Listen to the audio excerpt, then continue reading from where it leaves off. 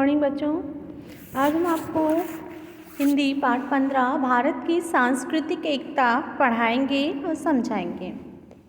देश राष्ट्रीयता का एक आवश्यक उपकरण है। भारत भूमि की नदियों के प्रवाह को प्राकृतिक विभाजन रेखाएं बतलाकर तथा भाषा और धर्मों एवं रीति रिवाजों के भेद को आधार बनाकर हमारी राष्ट्रीयता के विचार को खंडित करने के अर्थ में हमारे कुछ हित चिंतक इस देश को देश न कहकर एक उपमहाद्वीप कहते हैं। हमारी राष्ट्रीयता को चुनौती देने के निमित्त उत्तर दक्षिण, अवर्ण सवर्ण, हिंदू मुसलमान, सिख ईसाई जैन के भेद खड़े करके हमारी संगठित इकाई को क्षति पहुंचाई गई। भाषा का बवंडर उठाया गया ताकि आपसी झगड़े और भेदभाव में हमारी शक्ति का ह्रास हो और विदेशी शासकों का राज्य अटल बना रहे। पहले तो प्राय सभी देशों में जाति भाषा धर्मगत भेद हैं। संयुक्त राज्य अमेरिका में ही कई जातियां हैं, वहाँ भाषाएं भी कई बोली जाती हैं, किंतु एक केंद्रीय भाषा सबको मिलाए हुए हैं। स्विट्जरलैंड में जर्मन, फ्रांसीसी तथा इतालवी 3 भाषाएं बोली जाती हैं, फिर भी वह एक सुगठित राष्ट्र है। इंग्लैंड, ऑस्ट्रेलिया एक भाषी होते हुए भी भिन्न भिन्न राष्ट्र है। जिस देश में भेद नहीं उसकी इकाई शून्य या गणित शास्त्र की इकाई भी भांति दरिद्र इकाई है। संपन्नता भेदों में ही है, किंतु भेद इतने न होने चाहिए कि उनमें सामंजस्य न हो। वैसे तो केचुए भी एक इकाई हैं, उनमें आँख नाक कान और हाथ पैर का भेद नहीं है, केवल एक ही स्पर्श इंद्रिय सारी ज्ञानेंद्रियों का प्रतिनिधित्व करती हैं, किंतु क्या उसका जीवन संपन्न कहा जाएगा? मनुष्य अपने अवयवों के बाहुल्य और उनके समायोजन और संगठन के कारण जीवधारियों में सबसे अधिक विकसित और श्रेष्ठ गिना जाता है। भेदों के अस्तित्व में इनकार करना मूर्खता होगी और उनकी उपेक्षा करना अपनों को धोखा देना होगा। हमारे समाज में भेद और अभेद दोनों ही हैं। हमारे पूर्व शासकों ने अपने स्वार्थवश हमारे भेदों को अधिक विस्तार दिया, जिससे हमारे देश में फूट की बेल पनपे और इस भेद नीति से उनका उल्लू सीधा हो, मतलब अपना स्वार्थ सिद्ध कर सकें। हमारे अभेदों की उपेक्षा की गई या उनको नगण्य समझा गया। हमने हीनता की मनोवृत्ति पैदा हो गई। हमारे देश की नदियाँ, जिनको विभाजन रेखाएं कहा जाता है, हमारी भूमि को उर्वरा सच्च श्यामला बनाती है। हमारी भौगोलिक इकाई हिमालय पर्वत को सागर से उसे छिन्न भिन्न किया गया है। इसमें कुछ राजनीतिक स्वार्थ भी सहायक हुए हैं। प्राचीन काल में राष्ट्रीयता की धारा अबाधित तो नहीं रही। आंतरिक देश कभी कभी प्रबल हो उठे हैं, किंतु भारतवासी एक छत्र सार्वभौम राज्य से अपरिचित न थे। रासूय, अश्वमेध आदि यज्ञ ऐसे ही राज्य की स्थापना के ध्येय से किए जाते थे। इनके द्वारा टूटी हुई राष्ट्रीय एकता जुड़कर अविरल धारा का रूप धारण कर लेती थी। राजनीति की अपेक्षा धर्म और संस्कृति मनुष्य के हृदय के अधिक निकट है। यद्यपि राजनीति का संबंध भौतिक सुख सुविधाओं से है, फिर भी जनसाधारण जितना धर्म से प्रभावित होता है उतना राजनीति से नहीं। हमारे भारतीय धर्मों में भेद होते हुए भी उनमें एक सांस्कृतिक एकता है जो उनके अविरोध की परिचायक है। वहीं त्याग और तप, मध्यम मार्ग की संयम मई भावना हिंदू, बौद्ध, जैन और सिख संप्रदायों में समान रूप से विद्यमान है। एक धर्म के आराध्य दूसरे धर्म के महापुरुष के रूप में स्वीकार किए गए हैं। भगवान बुद्ध तो अवतार ही माने जाते हैं। कलियुगे कलि प्रथम चरणे बोधावतारे कहकर प्रत्येक धार्मिक संकल्प में हम उनका पुण्य स्मरण कर लेते हैं। भगवान ऋषभदेव का श्रीमद् भागवत में परम आदर के साथ उल्लेख हुआ है। जैन धर्म ग्रंथों में भगवान राम और कृष्ण को तीर्थकर नहीं तो उनसे एक श्रेणी नीचे का स्थान मिला है। अन्य देवी देवताओं को भी उनके देवमंडल में स्थान मिला है। भारत में उद्भूत प्राय सभी धर्म आवागमन में विश्वास करते हैं।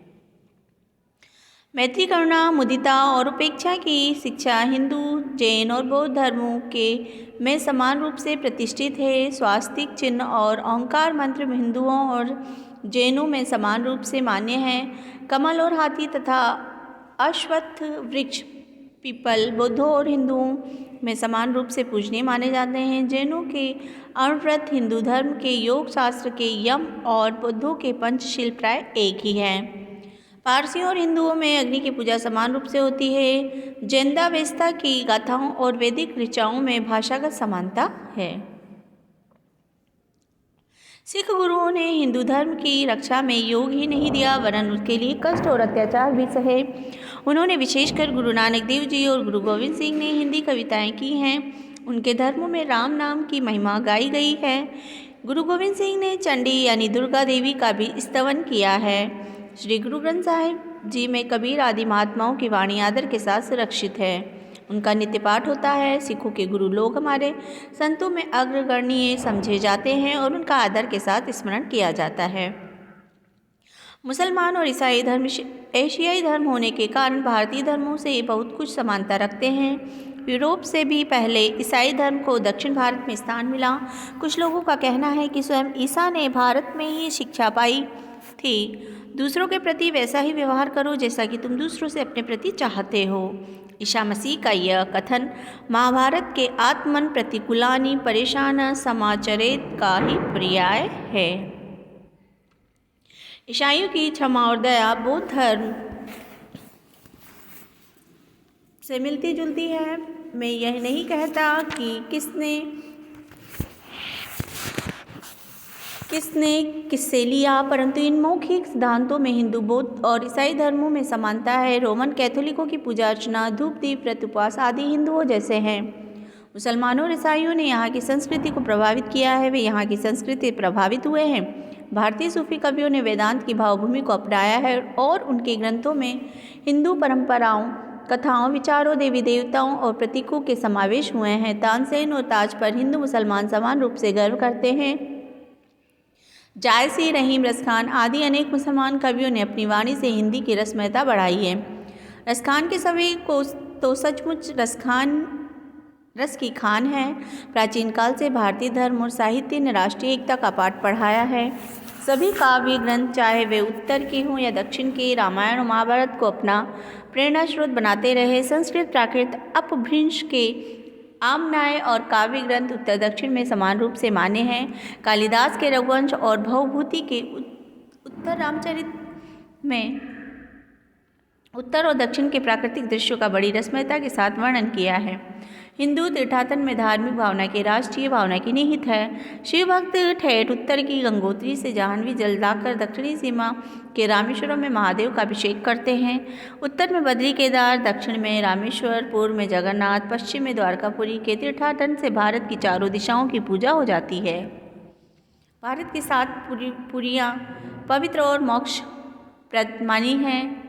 इनकी भी यात्रा की जाती है और प्रातः स्मरण भी किया जाता है। इनके नाम हैं अयोध्या, मथुरा, माया, काशी, कांची, अवंतिका तथा द्वारिकावती। द्वारिका पूरा श्लोक इस प्रकार है। अयोध्या, मथुरा, माया, काशी, कांची, अवंतिका, पुरी, द्वारिकावती चेयु सप्तेता मोक्षदायिका। स्वामी शंकराचार्य ने भारत की चारों दिशाओं में अपने मठ स्थापित किए थे। उत्तर में ज्योतिर्मठ, दक्षिण में श्रृंगेरी मठ, पूर्व में गोवर्धन मठ और पश्चिम में शारदा मठ। भगवान शंकराचार्य की दिग्विजय की कीर्ति स्तंभ ही नहीं वरन भारत की एकता के भी परिचायक चिन्ह है। दक्षिण में के अन्य आचार्यों के संप्रदाय अविरोध भाव से उत्तर में फूले फले संप्रदायों के मंदिर बने और इनकी पूजा अर्चना ने उत्तर प्रदेश के जीवन और साहित्य को प्रभावित किया। हिंदी साहित्य गगन के सूर्य और शशि स्वरूप सूर और तुलसी दक्षिण में संप्रदायों से प्रभावित थे। ये सब एकता के प्राचीन सूत्र थे। पश्चिम के सौगात न थे किंतु उनकी उपेक्षा की गई। अब भाषा का प्रश्न आता है। उत्तर भारत की प्राय सभी भाषाएं संस्कृत से निकली हैं और उन सभी के शब्दों में पारिवारिक समानता है।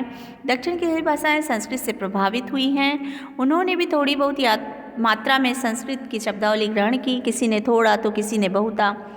उर्दू को छोड़कर प्राय सभी भाषाओं की वर्णमाला एक नहीं तो एक सी है। केवल लिपि का भेद है। मराठी देवनागरी लिपि समान है। संस्कृत की परिनिष्ठित लिपि होने के कारण देवनागरी प्राय सभी प्रांतों में पहचानी जाती हैं। उर्दू का लिपि भेद होते हुए हिंदी के साथ साथ भाषा में शामिल हैं। भाषा की जमीन और व्याकरण प्राय एक से हैं। बेलबुटे फारसी अरबी के हैं। प्रेमचंद, अश्क, सुदर्शन कृष्णचंद्र ने हिंदी में भी लिखा और उर्दू में भी। भारत की प्राय सभी भाषाओं का साहित्य भगवान रामकृष्ण की पावन गाथाओं से अप्लावित रहा है, यानी डूबा हुआ।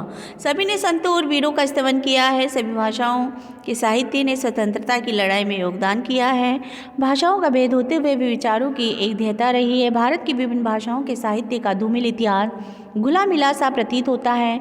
उनके बीच कोई अभेद्य दीवार न थी। मीरा गुजराती और हिंदी में समान रूप से कवित्री मानी जाती हैं। मीरा के गीतों से बंगाल भी प्रभावित हुआ है। भूषण की वाणी का महाराष्ट्र में तो आदर हुआ है। संत तुकाराम आदि महाराष्ट्र संतों ने अपनी कविता में हिंदी को भी अपनाया है। विद्यापति समान रूप से हिंदी, मैथिली और बांग्ला के कवि माने जाते हैं। कबीर, दादू आदि संतों का व्यापक प्रभाव रहा है। उन्होंने अपने एक तारे की तान में सारे भारत को बांध लिया। तुलसीकृत रामायण का मराठी और बांग्ला में भी अनुवाद हुआ। सूरदास के भजनों को प्राय सभी प्रांतों के गवैयों ने अपनाया। बांग्ला के वंदे मातरम, जनगण मन राष्ट्रीय गीत बने। वेशभूषा, रहन सहन और शक्ल सूरत में भेद होते हुए भी भारतवासी अपने जातीय व्यक्तित्व को पहचान लिए जाते हैं।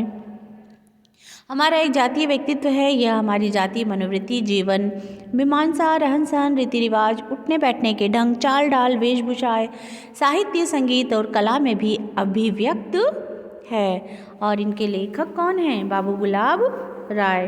बच्चों एक बार पुनः पढ़िएगा। धन्यवाद।